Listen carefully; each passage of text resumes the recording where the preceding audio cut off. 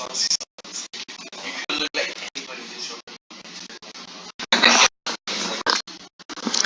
right, there we go. All right, so in this first one, did you guys have to try a couple of things before you found the right U to use? Yeah. If we were going based on the previous problem, 5x seems reasonable. But remember, in this problem, you guys wanted to start with u being cosine of 5x, and you ended up with the extra sine of 5x, which is exactly what we needed in this one, was that extra part. So in this one, and I tried to give you guys a hint, I said, go ahead and rewrite that as sine cubed. So this time, our composite function is sine of 5x. And if we let that be u, then we end up with du dx being cosine of 5x times 5, because we have to complete our chain rule there. So if I move my differential over, I've got dx here. Then I need to get rid of the 5 because I don't have the 5, so I multiply both sides by 1/5. So then basically what we have is that this part is u, and this part here ends up being 1/5 du.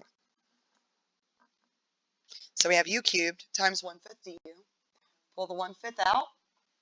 And so we're going to multiply that by the antiderivative of u cubed du, add 1 to the exponent, divide by the exponent.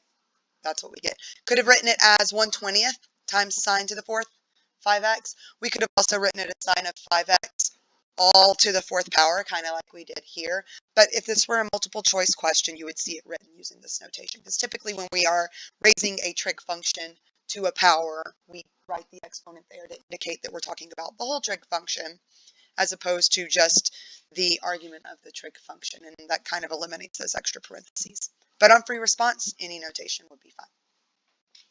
You guys have any questions about that first one?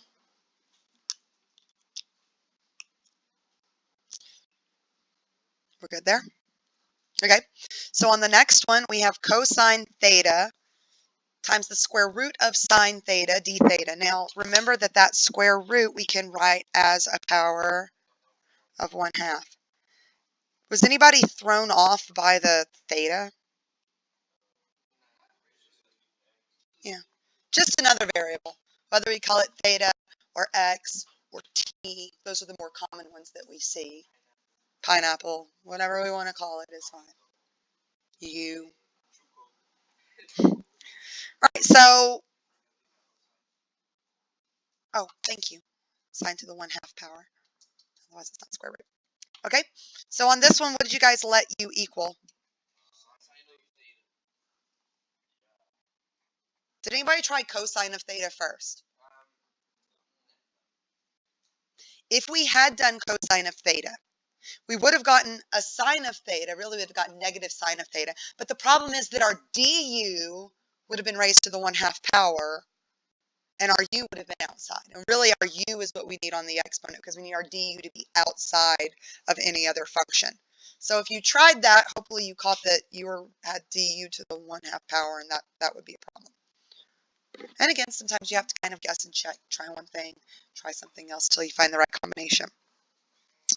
So then du is equal to, derivative of sine of theta is cosine of theta d theta. Are you guys okay with me skipping that du d theta step, this part right here, and just going straight to this now? You guys see what I did there? I just went ahead and multiplied it by the d theta, moved the differential over from the beginning instead of writing it out as two separate steps. If you still need that intermediate step, go for it. If you would have had du d theta equals cosine theta, and then multiply both sides by d theta.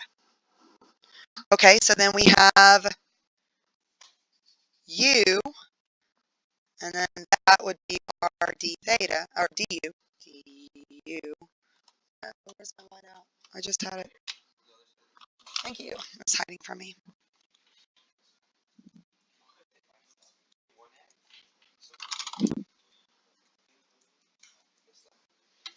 So then we could rewrite this as the antiderivative of u to the 1/2 power du. So then if I add 1 to the exponent, 1/2 plus 1, 1/2 plus 2/2 is 3/2, divided by that same exponent, guys. course not forget the plus C. Dividing by 3/2 is the same thing as multiplying by 2/3. And I'm going to go ahead and change my U back to sine of theta.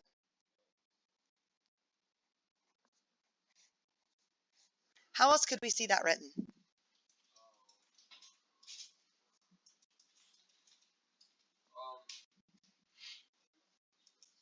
Square root of sine cubed theta, right? So you might, again, if this is multiple choice, if it's free response, that's perfectly fine. But if it's multiple choice, you might see it written as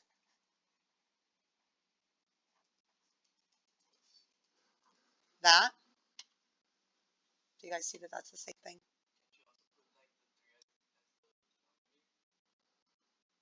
You mean like 2 times the square root of sine cubed theta over 3? Yes, you could absolutely see it written that way too. Either of those would be fine. Any questions about that one?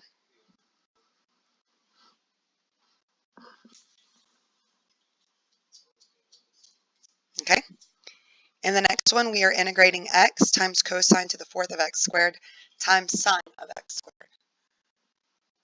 So we have the product of 3 different functions, and we have a product being a function being raised to a power. So just like in this one, I would start by taking that power to the 4th and rewriting it. So this is x times cosine of x squared to the 4th times sine of x squared dx.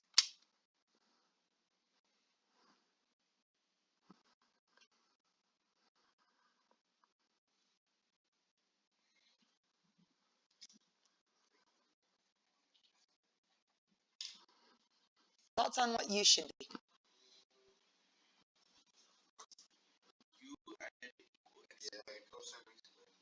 So if I do x squared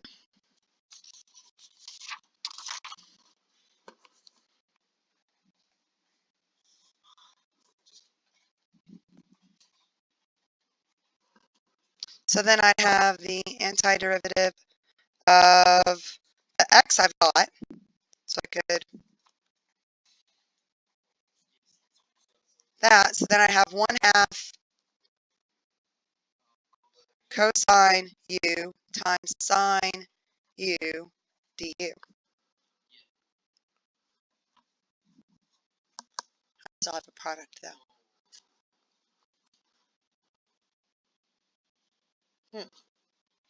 Okay. So we tried that. That didn't work. What else could we try? Cosine of x squared. So if I let u equal cosine of x squared, then du will be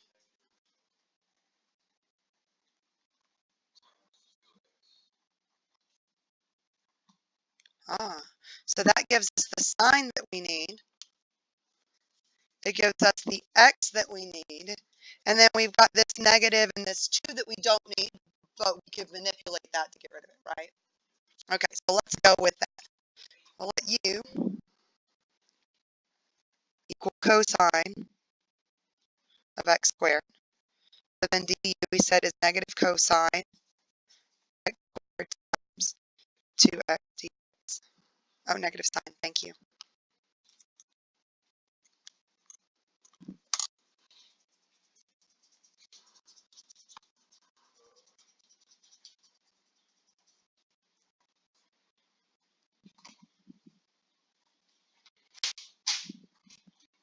Cleaning it up a little bit there.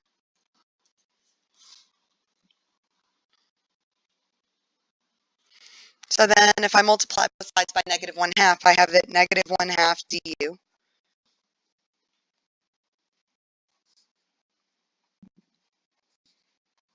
equals x, because we need the x,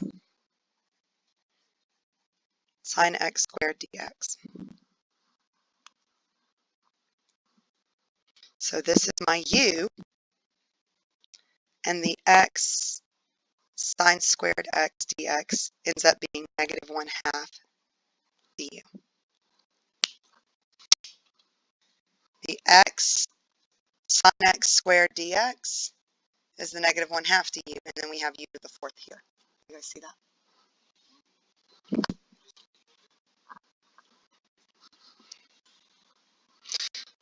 So then I'm going to go ahead and just, you guys okay with me pulling the constant out from there, getting negative 1/2? So we have u to the 4th du, so negative 1/2 times u to the 5th over 5 plus c. So I have negative u cosine to the 5th x squared over 2 times 5 is 10 plus c.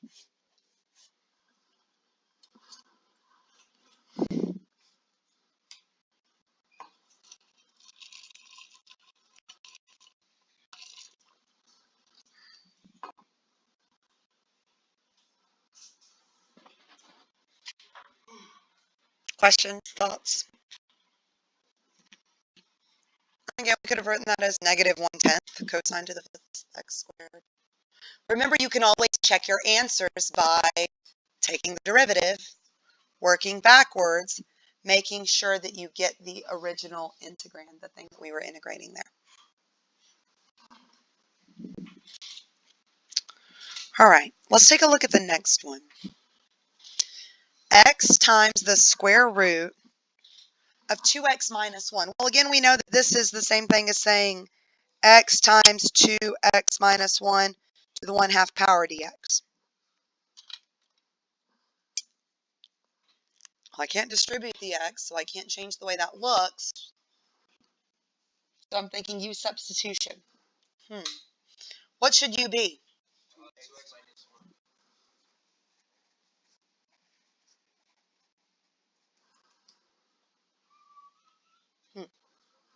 So then du is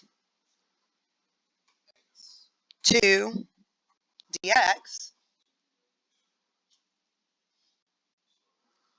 Well, we don't need the 2, so we could move it to the other side. So we would have u to the 1/2, and this dx would be 1/2 du. But then we still have the x.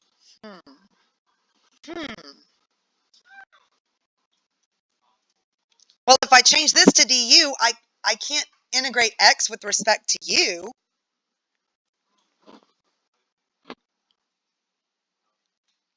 I can't multiply this, though, because the exponent precedes the multiplication.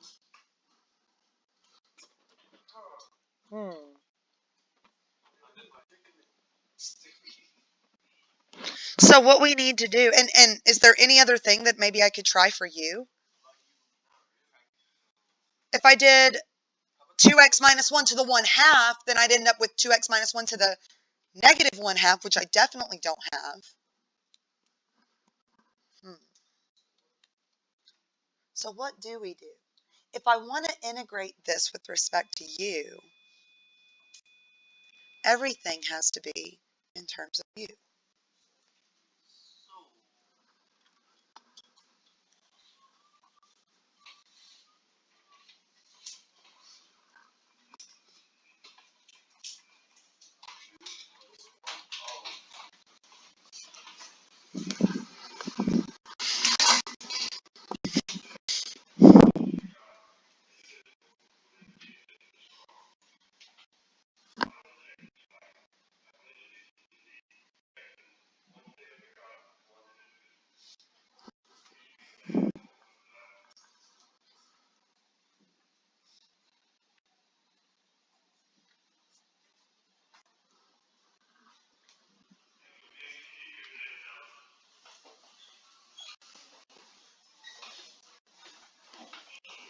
So if u is 2x minus 1, then x is 1/2 u plus 1.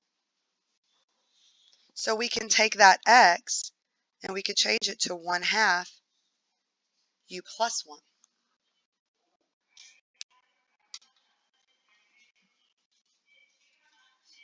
So then I have 1/2 u plus 1 times u to the 1/2 times 1/2 du. So I can pull both of those constant multiples out. I have 1/2 times another 1/2, and that leaves me with u plus 1 times u to the 1/2 du. I'm going to have to change the way this looks so that I can integrate it. What could I do? I couldn't distribute this in here. Can I distribute this in here? Yes, I can. So I'm going to let you guys see if you can finish it from there, and we'll start there tomorrow.